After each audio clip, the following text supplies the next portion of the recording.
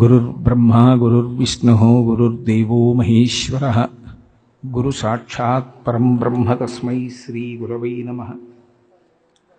वागर्धाविव सम्पृक्तौ वागर्धप्रतिपत्तये जगतः पितरौ वन्दे पार्वती परमेश्वरौ। हरिः ओं सभाये नमः। ఒక రకంగా చాలా సంతోషంగా ఉంది. రేపటి రోజు స్వామివారి యొక్క అవతార స్వీకార మహోత్సవాన్ని పురస్కరించుకుని జరుగుతున్నటువంటి పూర్వాంగంగా ఉన్నటువంటి ఈ సభలో మాట్లాడగలగడం నా జీవితం చరితార్థమైనటువంటి ఘట్టం. రెండవది భయంగానూ ఉంది. ఎన్నో సభలలో మాట్లాడాను కానీ ఇప్పుడు నేను భయపడిన సందర్భం లేదు.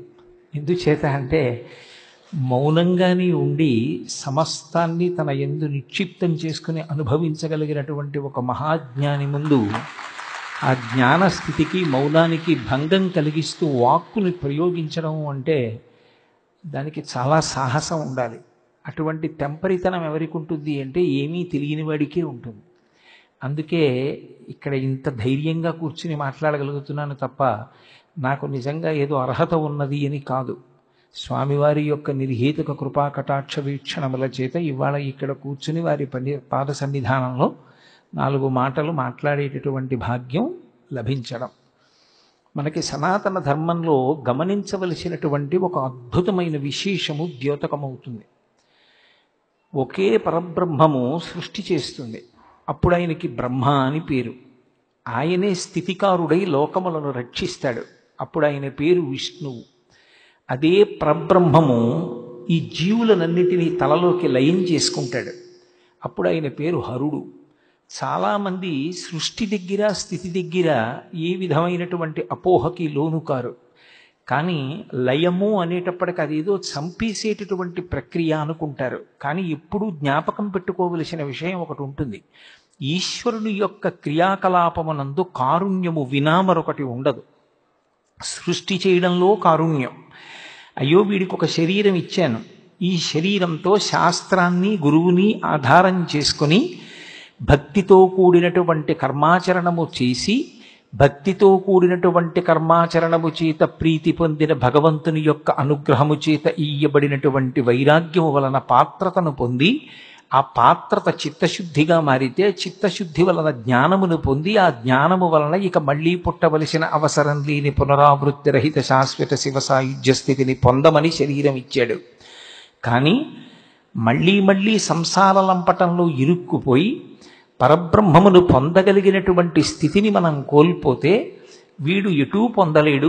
ఇన్ని లక్షల జన్మలెత్తి పునరపి జననం పునరపి మరణం పునరపి జననీ జఠరీ శైనం ఇహ సంసారే బహుదుస్తారే కృపయాపారే పాహిమురారే అంటారు శంకర భగవత్పాదులు భజగోవిందంలో.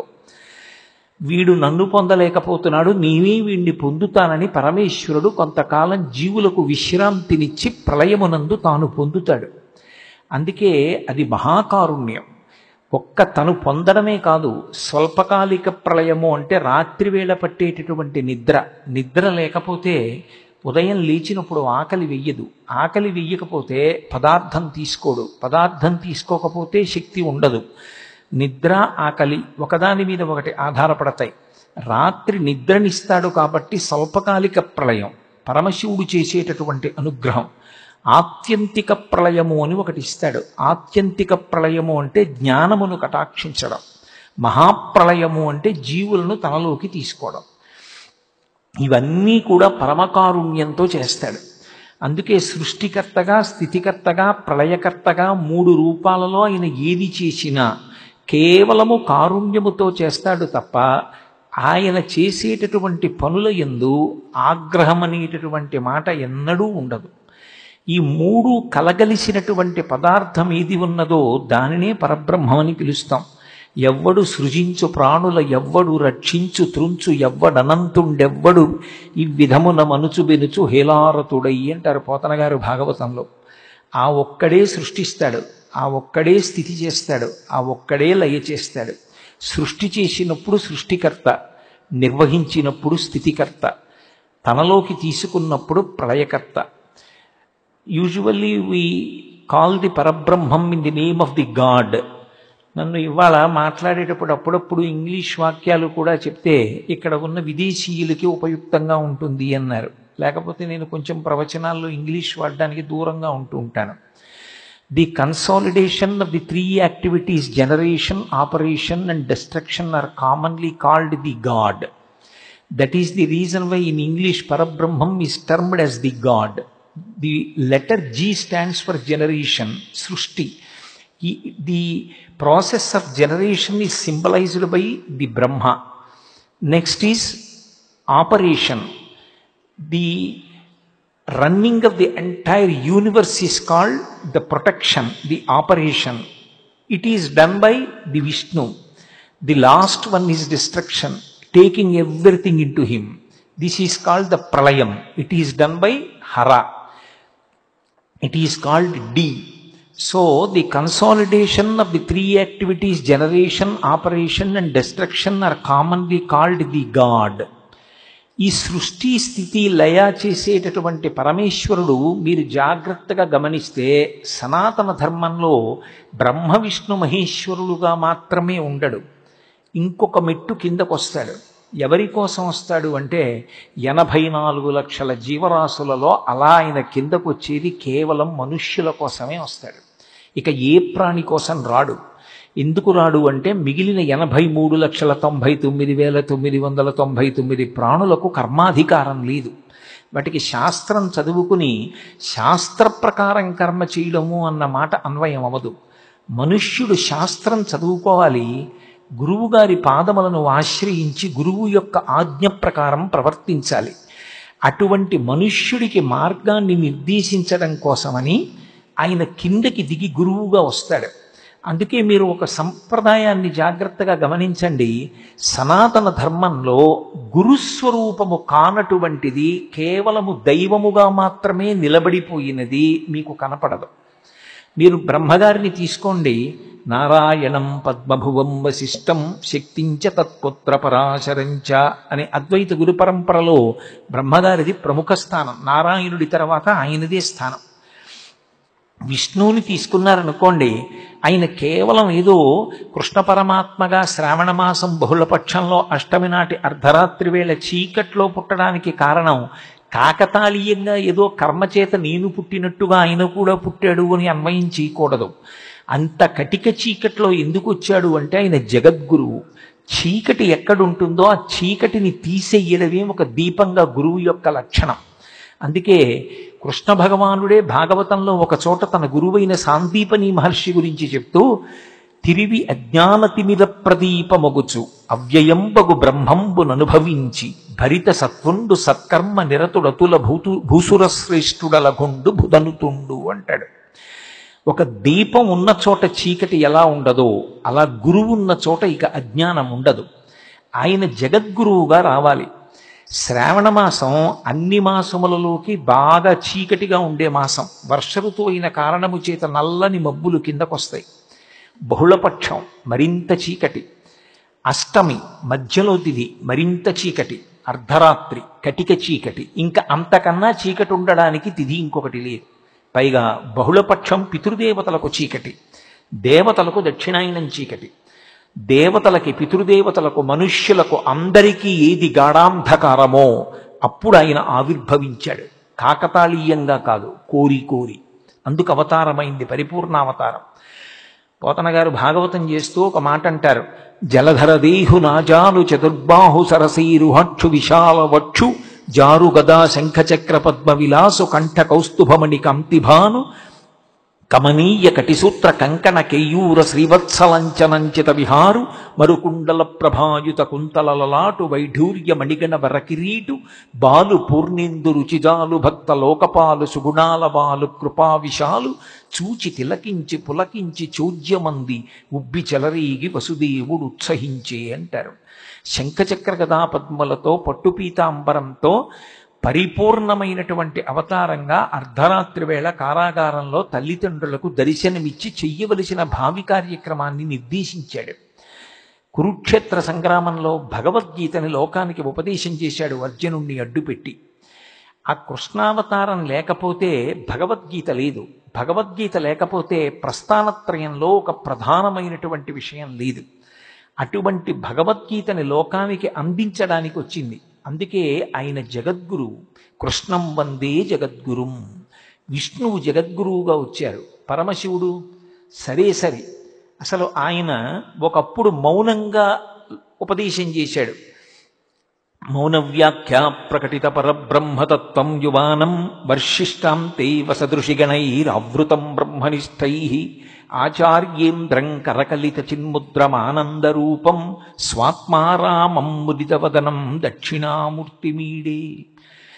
ఏమీ మాట్లాడకుండా మౌనంగా ఇలా చిన్ముద్ర పట్టి చిన్ముద్ర ద్వారానే మౌన వ్యాఖ్య చేత తనని ఆశ్రయించిన సనకసనందనాదులకు జ్ఞానమును కటాక్షించాడు.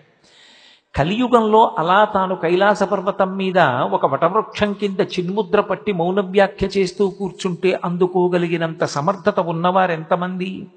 అందుకే వాళ్ళు నా దగ్గరికి రావడం కాదు, నేనే వాళ్ళ దగ్గరికి ఎడతానని త్యక్వా మౌలం వటవిటపినో మూలతో నిష్పతంతి శంభోర్మూర్తిశ్చరతి భువనే శంకరాచార్య రూప.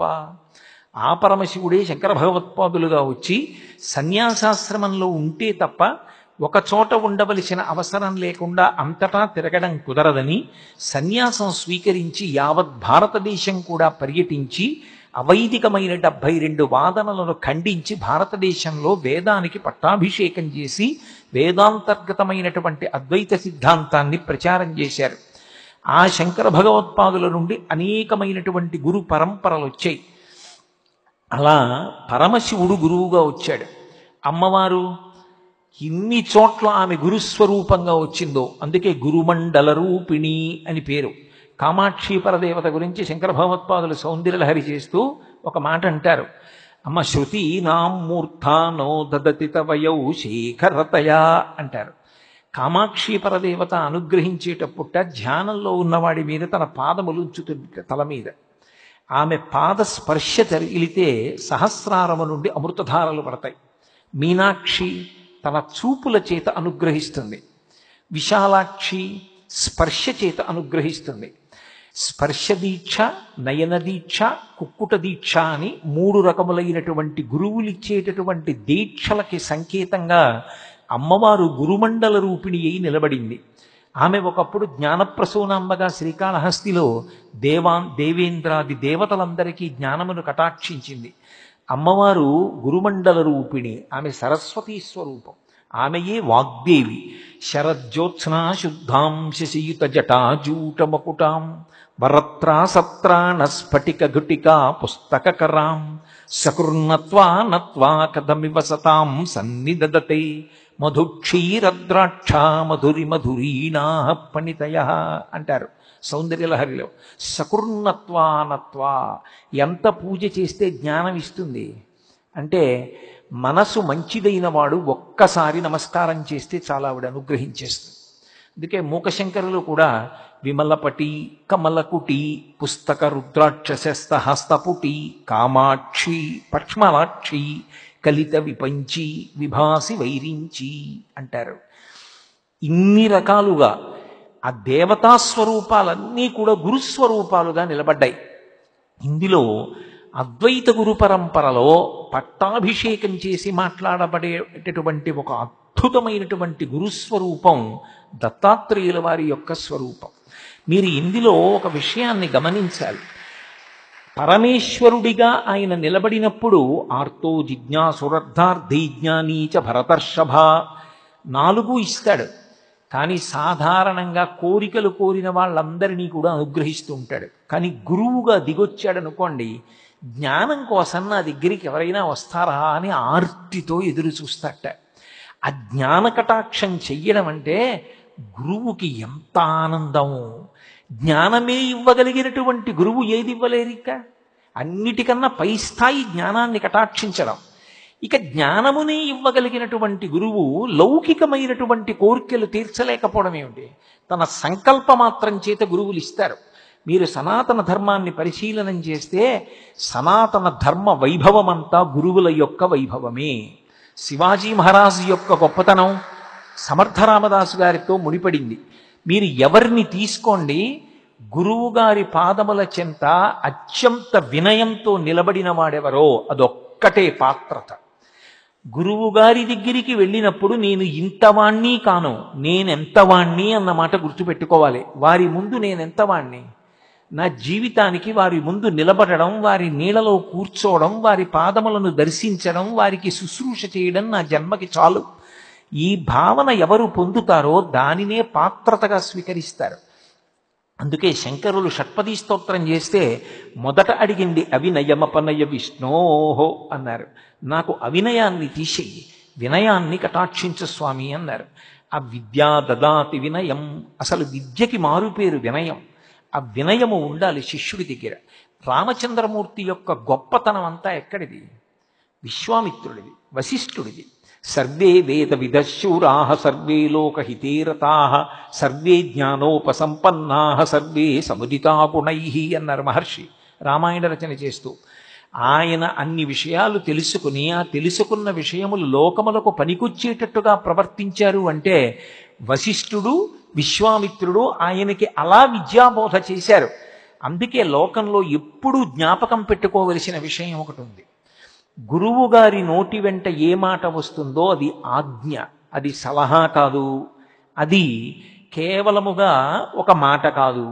గురువు గారి నోటి వెంట వచ్చినటువంటిది ఏది ఉంటుందో దాన్ని ఆజ్ఞగా స్వీకరించగలిగిన వాడెవరో వాడు తరిస్తాడు. ఎవరు చెప్పనివ్వండి, సలహా కావచ్చు, కానీ గురువు నోటి వెంట వచ్చింది మాత్రం ఆజ్ఞ. అందుకే రాముడు విశ్వామిత్రుడి దగ్గరికి వెడితే ఇలా చేతులు కట్టుకు నిలబడతాడు. సుబాహు, తాటక మొదలైన వాళ్ళని సంహరించి కూడా చేతులు కట్టుకు నిలబడి ఒక మాట అంటాడు, ఆజ్ఞాపై యదీచ్ఛం వైశాసనం కరవామకిం అంటాడు. ఓ మహానుభావ, హే బ్రహ్మన్ అంటాడు. గురువుగారని కూడా అండవు, బ్రహ్మన్ అంటాడు. బ్రహ్మముని ఎరిగినవాడా, బ్రహ్మవిద్ బ్రహ్మైవ భవతి, బ్రహ్మముని ఎరిగి నువ్వు బ్రహ్మమయ్యావు.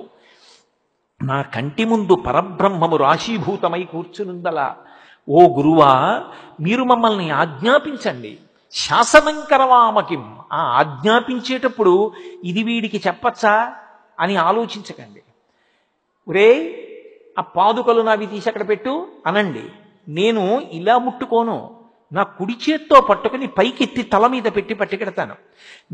మీరు ఆజ్ఞాపించినది నాకు శాసనం. ఆజ్ఞాపయ యథేచ్ఛం వై. దశరథ మహారాజు కొడుకు మారీచుణ్ణి పడగొట్టాడు, ఎక్కడికో తరిమి కొట్టాడు మానవాస్త్రంతో, సుబాహుని చంపాడు, తాటకని చంపాడు. అలా ఆలోచించద్దు. నేను ఏది చేసినా మీ అనుగ్రహం వల్లే. ఇది ఒక శిష్యుడికి ఉండవలసినటువంటి లక్షణం. మిగిలినటువంటి గురువుల యొక్క విశేషములు ఎంత గొప్పగా చెప్పబడతాయో దానికి అత్యద్భుతమైన రీతిలో భిన్నంగా ఉండేటటువంటి గురుస్వరూపం దత్తాత్రేయుల వారి యొక్క స్వరూపం. దత్తాత్రేయ స్వామి వారి యొక్క వైభవం వర్ణించడం ఎవరికీ సాధ్యం కాదు. అందుకే యదుమహారాజు గారు దత్తాత్రేయుల వారిని ప్రార్థన చేసినప్పుడు అవధూత రూపంలో ఉంటే ఒకటంటాడు, పరస్పర భిన్నములైన విషయములు ఎక్కడుంటాయో అక్కడ ఆయన యందు గోచరిస్తాయి. అనేక మంది స్త్రీల మధ్యలో ఉన్నట్లు కనపడతాడు ఒకప్పుడు, పరమ వైరాగ్యమూర్తి. మధుపానం చేస్తున్నట్లు కనపడతాడు ఒక్కొక్కసారి, కానీ అది ఆయనని ఏం చేయదు. ఎందుచేతనంటే మీరు ఒకటి గమనించాలి, ఒక సామాన్యుడు మధుపాత్ర పుచ్చుకున్నాడు అనుకోండి, లోపలికి తూలిపోతాడు. అగ్నిహోత్రం, అక్కడ అగ్గిపుల్ల వెలుగుతోంది అనుకోండి, నేను చెంచాతో నీళ్లు పోస్తే అగ్నిహోత్రం ఆరిపోతుంది. ఒక అరణ్యం కాలిపోతోంది అనుకోండి, నేను చెంచాతో నీళ్లు పెట్టుకెళ్ళి పోశాను అనుకోండి, ఇప్పుడు పంచభూతములలో ఆ భూతధర్మం నిలబడుతుందా? నీరు నిప్పును ఆర్పుతుందా? నేను పోసిన చెంచాడు నీళ్లు అగ్నిహోత్రంలో కాలిపోతాయి, ఆవిరైపోతాయి వెంటనే. అప్పుడు నిప్పునది ఆర్పదు, ఎందుకంటే నిప్పు యొక్క శక్తి అంత తేజోవంతంగా ఉంది. అప్పుడు చెంచాడు నీళ్లు పనిచేయలేదు, ఇంకా నీరు నిప్పును ఆర్పలేదు. అలా అది వెలిగిపోతున్నటువంటి తేజస్సు. అందుకే జ్ఞానానల ప్రభావేన తస్మై శ్రీ గురవై నమః అంటాడు గురుగీతలో పరమశివుడు పార్వతీదేవితో. గురువు మనని అనుగ్రహించడానికి ఒక శరీరంలో కూర్చున్నట్లు కనపడతారు. నిజానికి అది శరీరం కాదు. ఆయన యథారూపంతో కనపడితే మనం హడిలిపోయి పారిపోతాం ఈ మంటపాన్ని విడిచిపెట్టి. అది జ్ఞానానల ప్రభావేన, అది రగిలిపోతున్నటువంటి జ్ఞానాగ్ని. ఆ జ్ఞానాగ్ని అది ఎవరు సన్నిధానంలో ఉన్నారో వాళ్ళందరినీ అనుగ్రహిస్తూ ఉంటుంది. అది కాల్చదు. దేన్ని కాలుస్తుంది అంటే లోపల ఉన్న అజ్ఞానాన్ని కాల్చేస్తుంది. వారి సన్నిధానంలో కూర్చోవడం చాలు.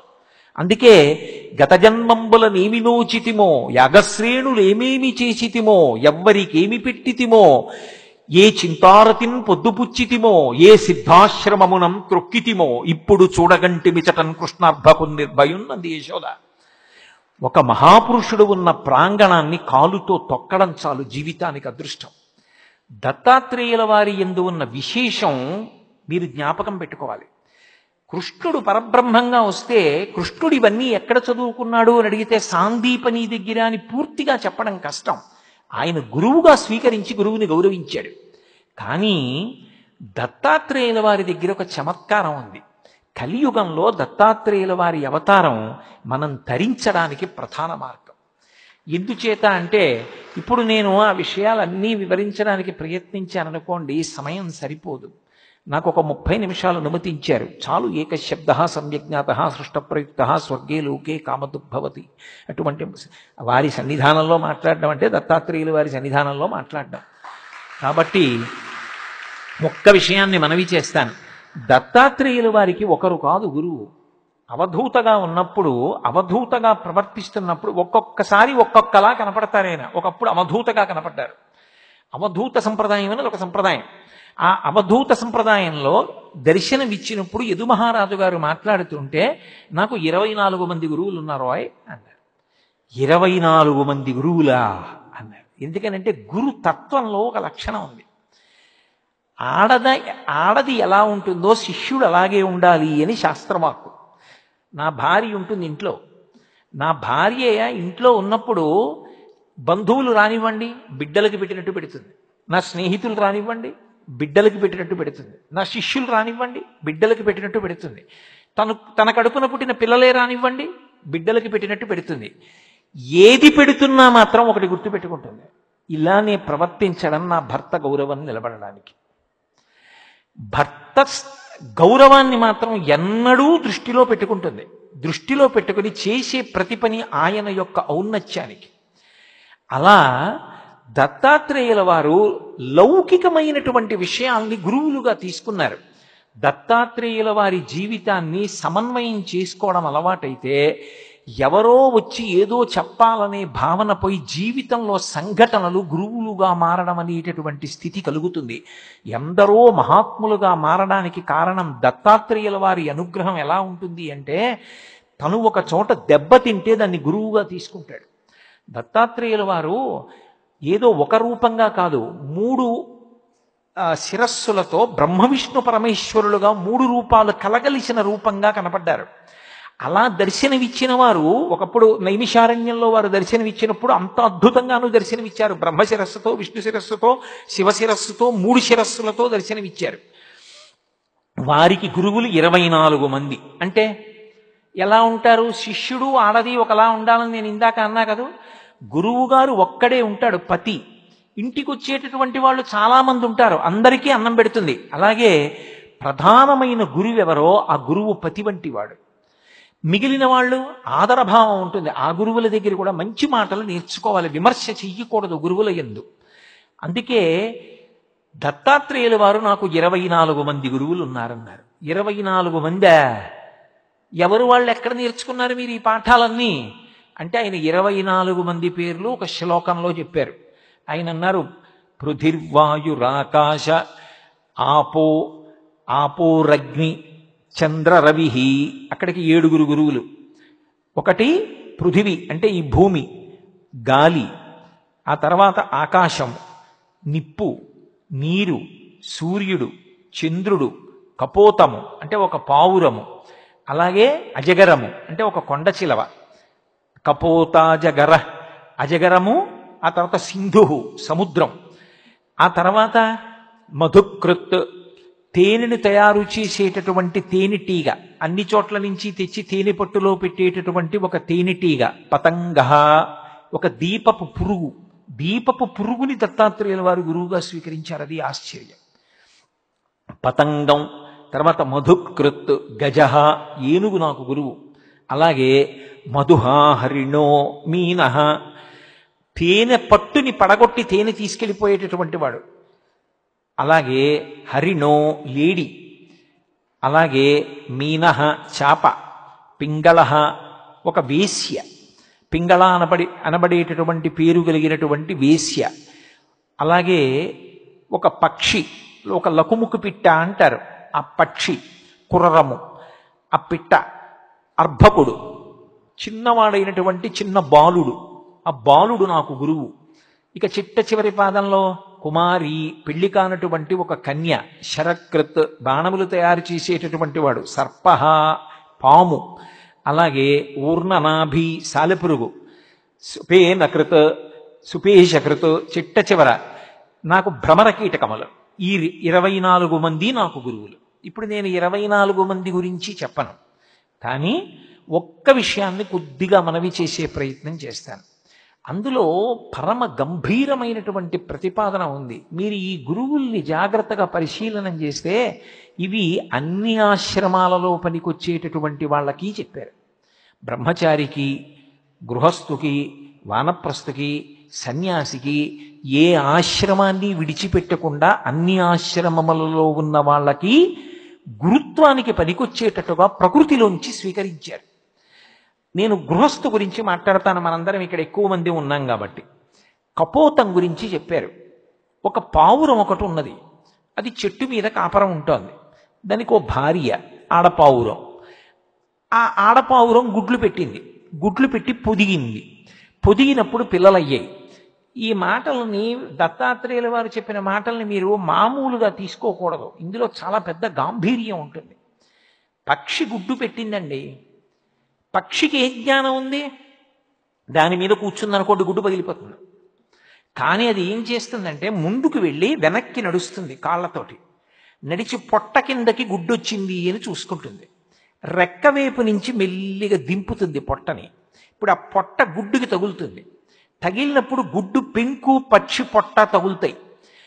ఆ పైన ఉన్న పెంకు వేడెక్కుతుంది, లోపల ఉన్నటువంటి పిండం పొదగబడి పిల్లగా మారుతూ ఉంటుంది. అప్పుడు పక్షి కళ్ళు అద్భుతంగా ఇలా అరమోట్పుగా మూస్తుంది. ఇదే రామకృష్ణ పరమహంస అంటారు. పొదుగుతున్న పిట్ట గీయగలవేమో, పిట్ట మనసులోని ఆనందంతో కూడిన కన్నులు గీయలేవంటారు. పక్షికి ఎలా తెలిసింది అది తన గుడ్డని, గుడ్డులో తనకు పిల్లుందని, ఆ పిల్ల పొదగబడుతోందని, తన పొట్టవీడి పెంకుకు తగులుతోందని, పెంకువీడి పిండానికి ఎడుతోందని, పిండం పిల్లవుతుందని, ఆ పై పెంకు పగలగొట్టుకుని పైకొస్తుందని, తన మాతృత్వం సిద్ధిస్తోందని దానికి తెలుసా? తెలుసు. అది పొదిగింది. ఇక్కడ అనుబంధం, సంసారం అక్కడ మొదలవుతోంది. నా బిడ్డలు పొదిగింది. ఎవరు? మనిషిగాడు, ఒక పిట్ట. పిల్లలయ్యాయి. ఇప్పుడు మగపక్షి నా వలన గుడ్లు పెట్టింది, అవి నా పిల్లలు కూడా. ఇది మీరు గృహస్థాశ్రమానికి అన్వయం చేసుకోవాలి. అంతే కదా, గృహస్థాశ్రమంలో నా భార్య కన్నా సంతానాన్ని చూసి నా బిడ్డలు అని నేను పొంగిపోనా? నేను తండ్రిని అని. అక్కడ వరకు దోషం ఉందా అంటే లేదు. ఇది శాస్త్రంలో చమత్కారం. పితృరుణం అని ఒకటి ఉంటుంది, సంతానాన్ని కనాలి. అతి సంగం కూడదు. అందుకే మీరు జాగ్రత్తగా గమనిస్తే శాస్త్రంలో ఎక్కడా కూడా బాధ్యత అన్న మాట వాడరు. ఇది మా బాధ్యతలండి అని అనరు, కర్తవ్యం ఈ మాటే వాడతారు. అందుకే మీరు గురువులు మాట్లాడినా ఋషులు మాట్లాడినా చూడండి, కర్తవ్యం. ఉత్తిష్ట నరశార్దూల కర్తవ్యం దైవమాన్నికం అంటాడు. కర్తవ్యం అంటే చెయ్యవలసిన పని చెప్తారు. చేయలేదనుకోండి ఇంకో మాట చెప్తారు, ఇంకా చేయలేదనుకోండి ఇంకా చెప్తారు. అంతేకాని వాడు చెప్పలేదని వీళ్ళు విసుక్కోరు. నీ చెప్పవలసింది చెప్తున్నానా లేదా, అంతవరకు. కర్తవ్యం అన్న మాటకు అర్థం ఏమిటంటే నేను చెప్పులు ఎప్పుడు విప్పేయాలో అప్పుడు విప్పేయాలి. నాకు కొడుకు పుట్టాడు, ఆ కొడుక్కి పెళ్లి చేశాను, వాడు గృహస్థాశ్రమంలోకి వెళ్ళాడు. ఇప్పుడు ఆ కొడుకు పుట్టాడు, బాలసారి పీటల మీద ఎవరు కూర్చుంటారు? నా కొడుకు కోడలు కూర్చుంటారు. నేనెందుకు వెర్రెక్కిపోవడం? నేను ఎప్పుడైతే కొడుక్కి పెళ్లి చేసేశానో అప్పటి నుంచి ఇంకా నేను పరబ్రహ్మాన్ని చేరుకునేటటువంటి ప్రయత్నం మొదలు పెట్టాలి. లేకపోతే జీవుడు ఏమైపోతాడు? ఇంకా మనవలు ముని మనవలు అలాగే పట్టు కూర్చుని సంసారము పెరగట్లేదు, నువ్వు పెంచుకుంటున్నావు. నీ కర్తవ్యం చెప్పులు ఎక్కడిప్పాలో అక్కడ ఇప్పాలి. నేను కాకినాడలో బయలుదేరినప్పుడు చెప్పులు వేసుకునే బయలుదేరాను. ఇక్కడికి చెప్పులు వేసుకొచ్చాను లోపలికి. ఇక్కడ మహాపురుషులు కూర్చుని ఉన్నారు, నాకు ఇచ్చిన విడిదిలో విడిచిపెట్టి వచ్చేసాను. ఎక్కడ విడిచిపెట్టాలో అక్కడ విడిచిపెట్టాలి, ఎంతకాలం పట్టుకోవాలో అంతకాలం పట్టుకోవాలి. పట్టు విడుపు దీనికే కర్తవ్యం. అది రాలేదు పావురానికి.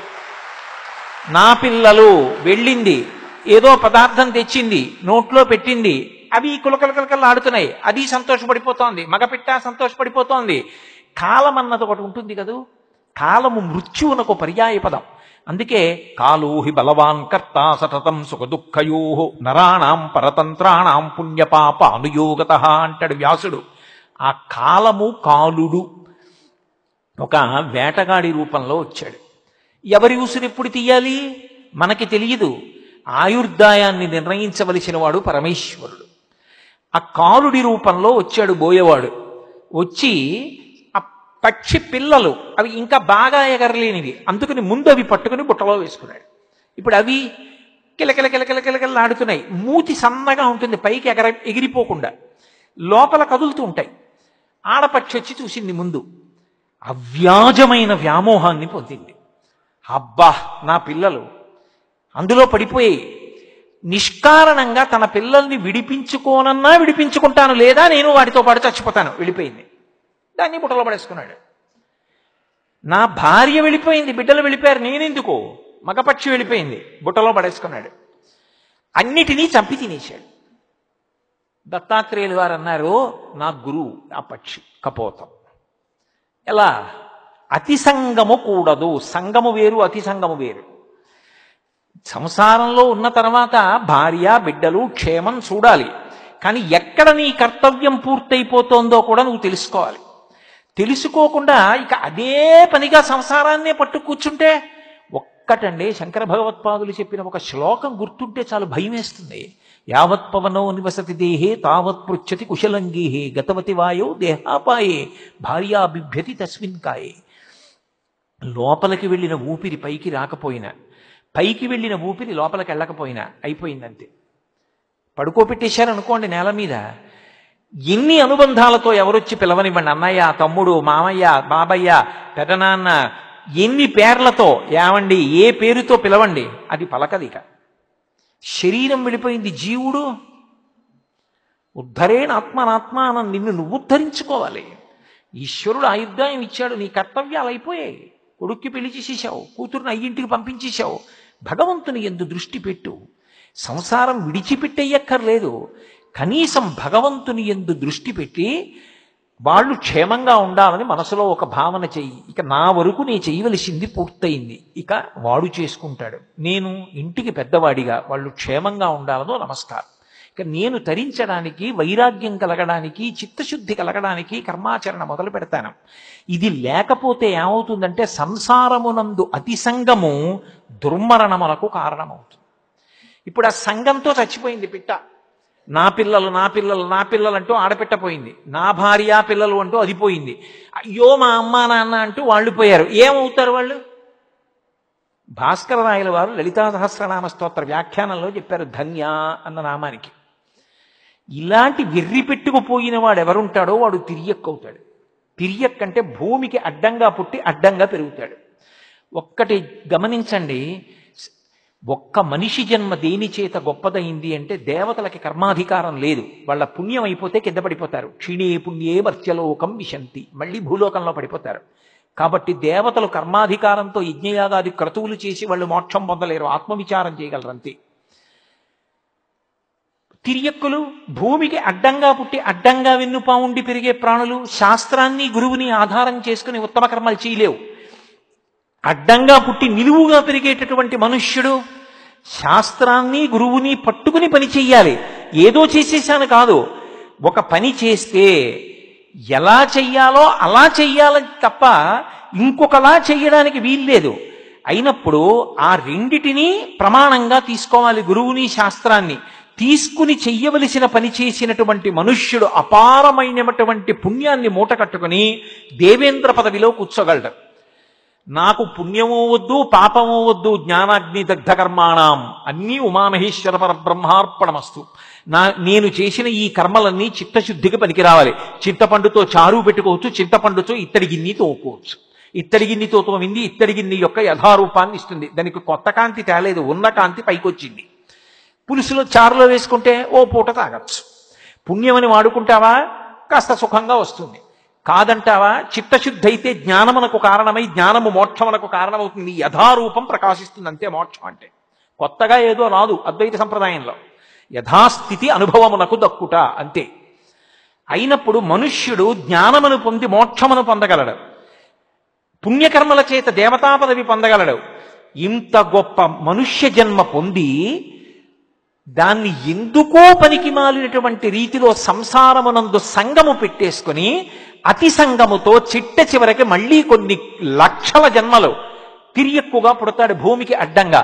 ఏమో ఉచ్చేసి పట్టుకుంటారో, ఈట పెట్టి పొడుస్తారో, కత్తి పెట్టి నరుకుతారో, బాణం వేసి కొడతారో, కాళ్ళు చేతులు కట్టి తీసుకెడతారో, కంఠాన్ని కత్తితో నరుకుతారో, చచ్చిపోవడానికి కూడా స్వేచ్ఛ ఉండదు. ఎలా అవ్వాలనుకుంటున్నావు నీ చేతిలో ఉంది, దాన్ని ఈశ్వరుడి మీద నెపం పెట్టకు. ఈశ్వరుడి మీద పెట్టి సాధించేది లేదు. నీకు మనుష్య జన్మ వచ్చిన తరువాత నువ్వు సంగమును పరిశీలించుకోవాలి. ఎక్కడ ఎంతవరకు పట్టుకున్నానో అంతవరకు పట్టుకున్నానా, ఎక్కడ విడిచిపెట్టాలో అక్కడ విడిచిపెడుతున్నానా లేదా. అందుకే మనకి సంప్రదాయంలో ఆయన పండిపోయారండి అంటారు. పండిపోయారంటే ఏమిటి?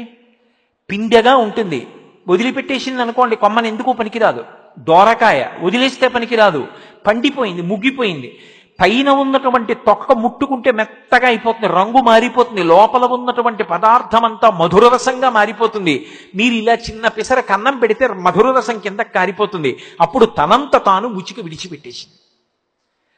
తనంత తాను ముచిక విడిచిపెట్టడము అంటే ఈ శరీరమునందుండి దీన్ని ఋతుమంతం చేసుకోవాలి. దీని చేత శాస్త్రవిహితమైన కర్మాచరణము చేసి కామాన్ని గెలవడం కోసం ధర్మంతో ముడివేయడానికి గృహస్థాశ్రమంలోకి వెళ్ళి పితృరుణం నుంచి విముక్తిని పొందడానికి సంతానాన్ని పొంది వాళ్ళకి ఇవ్వవలసిన ఆశ్రమంలోకి వాళ్ళని ప్రవేశపెట్టి ఇప్పుడు నీ కర్తవ్యం ఏమిటి అంటే ఈశ్వరుణ్ణి చేరుకోవడానికి నువ్వు మార్గంలో నడవాలి. అలా నడవకుండా సంగము పెట్టుకుంటే చిట్ట చివరికి ఏమైపోతాడు జీవుడు? ఈ అతి సంగము ఎలా పాడు చేసేస్తుంది అన్నదానికి నాకు కపోతము ఉదాహరణ. ఇప్పుడు నాకు ఒకటి చెప్పండి, దత్తాత్రేయుల వారికి కపోతం గురువు అయిందా? ఉరే, నీ జన్మని నువ్వు సంస్కరించుకోవాలనుకుంటే ప్రకృతిలో నువ్వు ఏది చూసినా నీకు గురువు కాగలదు. నిన్ను నువ్వు దిద్దుకోవాలన్న ఆలోచన నీకు కలిగితే, ఆ ఆలోచన నీకు కలగలేదా? భగవంతుడు ఎక్కడున్నాడు, భగవంతుడు ఎక్కడున్నాడు అని అడిగాడు ఒక ఆయన. ఏమీ చదువుకోని ఒక ఆయన అన్నాడు, నేను పుట్టిన తరువాత ఎన్నో గీతలు గీశాను, గీసిన గీతలన్నీ కూడా తడి తగిలితే చెరిగిపోయాయి. కానీ ఏ మహానుభావుడు ఏ బులిపెట్టి గీశాడో, నేను పుట్టినప్పుడున్న ఈ గీతలు ఎన్ని మాటలు కడిగినా పోలేదు. చిట్ట చివరికి ఈ శరీరం పుడకలైపోతే పోవాలంతే. ఈ గీతలు గీసిన మహాశిల్పకుడు ఉన్నాడని నమ్మినప్పుడు వాడు పరమేశ్వరుడు కాక వేరెవ్వరన్నాడు. నమ్మకం అనేటటువంటిది, విశ్వాసం అనేటటువంటిది పరబ్రహ్మం. అందుకే శాస్త్రమునందు గురువునందు మొట్టమొదట ఆ విశ్వాసము ఏర్పడితే తప్ప మనిషి తరించడు. అందుకే పుట్టినరోజు ఎవరెవరిది జరపాలి అంటే తన పుట్టినరోజు తాను చేసుకోవాలి. పెళ్లి రోజు అవి చేసుకోమని లేదు, పుట్టినరోజు చేసుకోవాలి. అలాగే దేవతల యొక్క పుట్టినరోజు చెయ్యాలి. మొన్న హనుమత్ జయంతి వచ్చింది, చేశాం. అలాగే కృష్ణాష్టమి వస్తుంది, చేస్తాం. మహాశివరాత్రి వస్తుంది, చేస్తాం. మూడవది గురువు గారి పుట్టినరోజుకి శిష్యులందరూ ఆ ప్రాంగణానికి వెళ్ళి గురువుగారు ఏ రోజున అవతార స్వీకారం చేశారో, ఆయన మన కోసమని కర్మ చేయడానికి రాలేదు శరీరంతో, మనని ఉద్ధరించడానికి వారు వచ్చారు. వారు వచ్చి అలా కూర్చుని మనని అనుగ్రహిస్తున్నారు. వారి మాట ఒక్కటి చాలు. నాబోటిగాడి మాట కొన్ని గంటలు చెప్పినా ప్రయోజనం ఎక్కువ ఉండదు. అరణ్యంలో కాకి కూస్తూనే ఉంటుంది, ఏమిటి ప్రయోజనం? ఎవరికి బంధువులు వస్తారని సంతోషించాలి? సింహం గుహలోంచి వచ్చొక్కసారి అరుస్తుంది, అంతే. సింహ గర్జన, అన్ని గుహల్లోకి పారిపోతాయి. గురువు ఎంత మాట్లాడాలి? మాట్లాడక్కర్లేదు, అలా కూర్చుంటే చాలు. సింహ గర్జన, ఆయన్ని చూస్తే చాలు, ఆయన ఒక్క మాట అంటే చాలు, ఆయనకో నమస్కారం పెడితే చాలు. ఆయన ఏ రోజు అవతార స్వీకారం చేశారో, నేను ఆయన పుట్టినరోజు అన్న మాట వాడగలిగినంత సాహసం చేయలేను. పుట్టడం కర్మ చేసుకున్నవాడు కర్మను అనుభవించడానికి పుడుతూ ఉంటాడు. అలా పుట్టినవారు కారు. అలా పుట్టినవారైతే దాదాపు 3 దశాబ్దాల క్రితం కీకారుణ్యంలో ఉన్న ఈ ప్రదేశంలోకి వచ్చి తన సంకల్ప మాత్రం చేత ఇంత దివ్య భూమిగా ఎలా మార్చగలిగారు?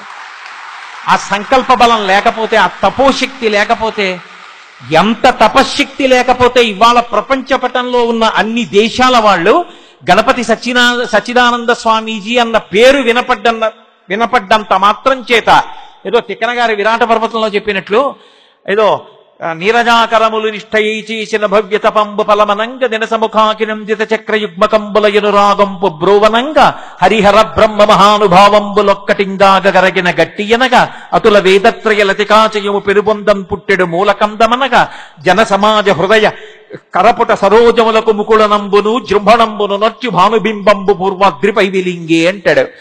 గణపతి సచ్చిదానంద స్వామీజీ అన్న పేరు విన్నంత మాత్రం చేత లోకంలో ఎవరిచే రెండు చేతులైనా ఇలా ముకుళించుకుంటాయి, ఇలా నమస్కరిస్తారు. అంతటి కారణజన్ముడుగా ప్రభవించాలి అంటే అది సామాన్యమైన పుట్టుకెలా అవుతుంది? అదొక అవతార స్వీకారం. అటువంటి మహావతారం ఒకటి నడుస్తున్న రోజుల్లో అటువంటి ఒక మహాపురుషుడు ఈ భూమి మీద నడయాడుతున్న కాలంలో వారు తిరిగిన చోట తిరిగి, వారు ఉన్న చోట కూర్చుని మాట్లాడి, వారి పాదపద్మములను దర్శించి, వారి మాట విని, వారిని చూసి వెళ్ళగలిగినటువంటి భాగ్యమే అద్భుతమైతే, వారు అలా అవతార స్వీకారం చేసిన రోజున వెళ్ళి ఒక్కసారి నువ్వు ఆ ప్రాంగణంలో నిలబడి నమస్కరించి వెళ్ళిపోతే చాలు, నీ జన్మ ధన్యం అయిపోయిందండి. అందుకే గురువు యొక్క అవతార స్వీకార దినోత్సవానికి వెళ్ళాలి. అయితే దేనికైనా ప్రాప్తం అనొకటి ఉంటుంది, ఆ సమయం వస్తే తప్ప జరగదు. నేను సిగ్గుపడ్డా, ఇందాక పూర్ణచంద్రరావు గారు వీడిని 3 ఏళ్ల నుంచి రమ్మంటున్నామండి, వీడు ఇవాళ ఊడిపడ్డాడు అన్నారు. ఆయన అన్నారు, స్వామీజీ ఇలా చూపించి దత్తుడి అనుగ్రహం ఇప్పటికీ కలిగింది అన్నారు. స్వామి నా జన్మధన్యం అన్నారు.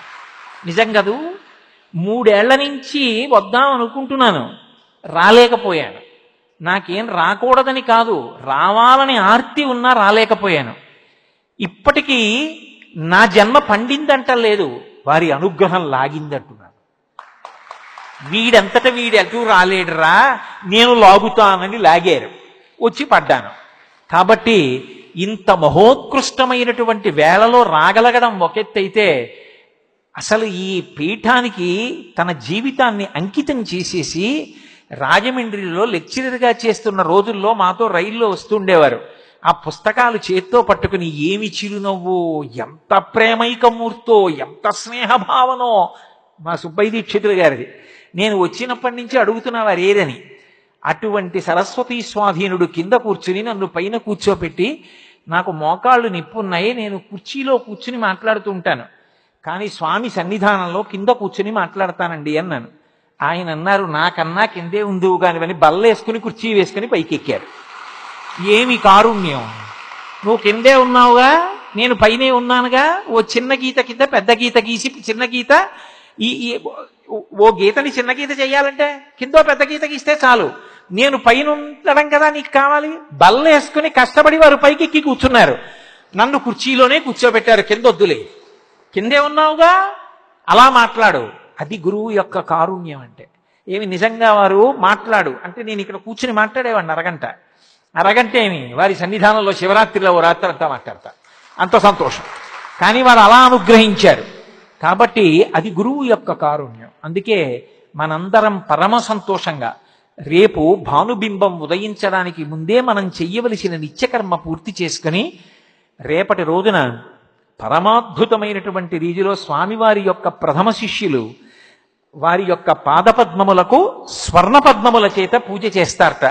ఆ వైభవోపేతమైన సన్నివేశాన్ని తిలకించి మనందరం ఆ మధురానుభూతులతో వేదం ఎలా విధించిందో అలా ప్రవర్తించామన్న తృప్తితో, స్వామి మా అంతట మేముగా మమ్మల్ని ఉద్ధరించుకోగలిగిన శక్తి కలవాళ్ళం కాదు, మేము మా మనసుల్ని మీ దగ్గర మూట కట్టి పెట్టేస్తున్నాం, మమ్మల్ని ఉద్ధరించే కర్తవ్యం మీరు స్వీకరించండి అని నమస్కరించి మన ప్రాంతాలకి బయలుదేరతాం.